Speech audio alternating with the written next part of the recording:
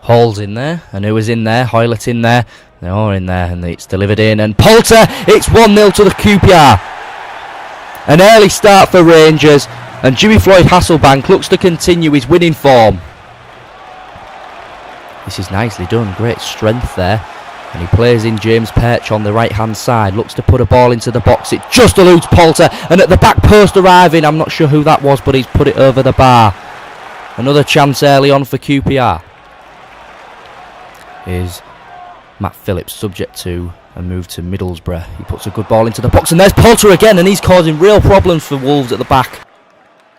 Wolves trying to work something here in order to get an equaliser. It's Carl Henry, goes to his namesake James Henry, goes from range, it's deflected twice and it's in. Wolves back on terms at Loftus Road. Game on.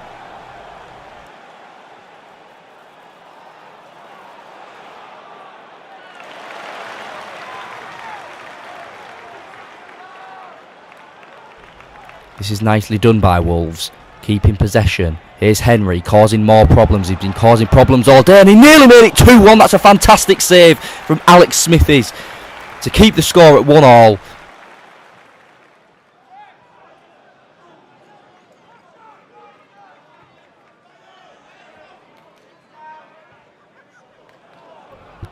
It's down the line to Connor Washington, the January signing from Peterborough United. Will he put a ball into the box? There's men in there. It's Cherry. There's the chance. Oh, it's rattled off the post. Abel Hernandez scored a hat-trick for Hull City last week, so both sets of fans were surprised when he failed to score in a one-on-one situation here.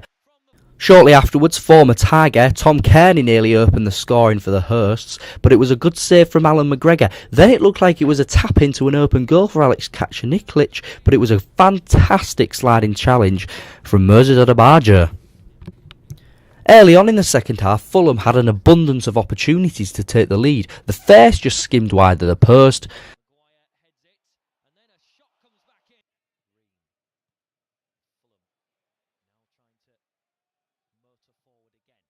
And then the second from Scott Parker met the same destiny. Hull aren't the sort of team to get penalties on a weekly basis. However, times seem to be changing for the East Yorkshire-based side. Moses Odebajo was tripped over in the area and saw Hull get their third penalty in just inside 3 weeks.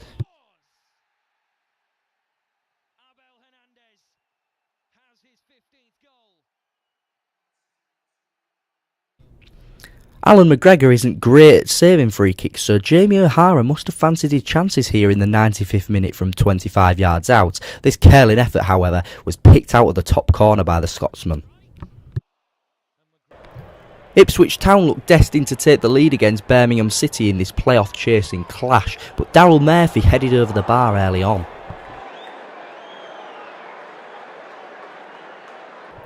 Then it was Birmingham's chance to come on the attack, but Arsenal loanee John Terrell couldn't elude the Ipswich goalkeeper. Some calamitously embarrassing defending from Ipswich Town led to the first goal of the afternoon for Birmingham. Will Buckley, on loan from Sunderland, managed to pick up the pieces from this embarrassing situation.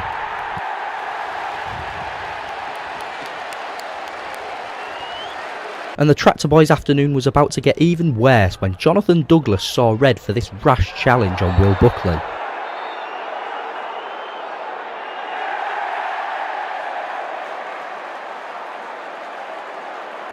And when things seemed that they couldn't get much worse for the visitors, well, they were very wrong, because John Terrell unleashed an absolute thunderbolt from 30 yards out.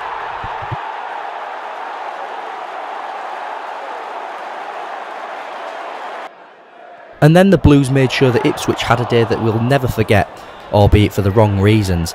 Kefton Beld, with a volley from the edge of the box, similar to that he scored at Derby last week, wrapped the game to bed.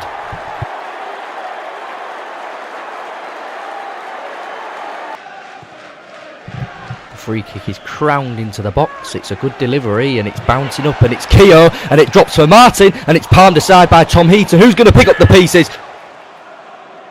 Here's Tommins. You know he can be dangerous from these sort of positions, and he nearly catches Tom Heaton out, and they are causing all sorts of problems early on.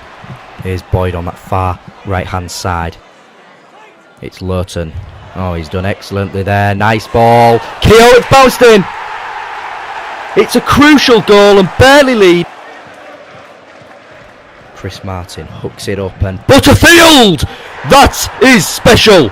What a goal, what an equaliser, what an answer!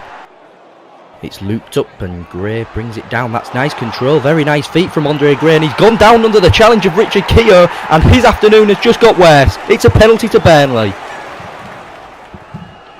Gray straight down the middle, and Burnley reclaim their lead at home.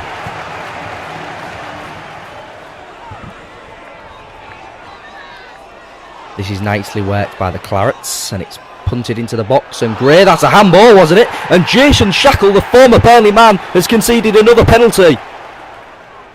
Straight down the middle from Vokes, the exact same way the first went, and it's 3-1. This game could be over. Arfield, who can he play in? He's got Boyden, Gray in support. Arfield goes alone. Oh, it's deflected. That's harsh on Scott Carson, and it just sums up their luck this evening. Derby's form continues. It's George Thorne, plays in Tom Innes. He can be dangerous from here. Well, that's not dangerous at all.